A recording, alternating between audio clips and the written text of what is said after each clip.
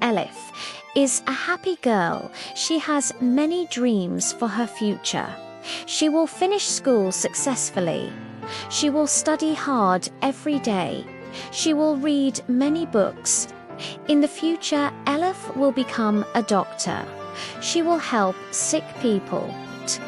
She will work in a big hospital. She will wear a white coat. Elif loves animals too. She will help animals in her free time. She will open a small animal clinic one day. She will travel around the world. She will visit London and Paris.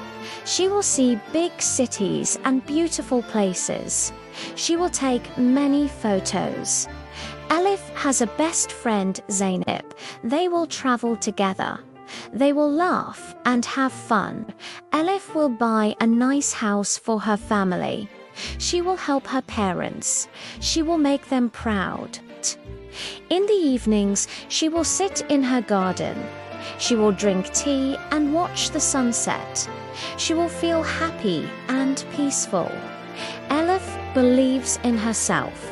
She says, "I will follow my dreams." She knows she will have a bright future.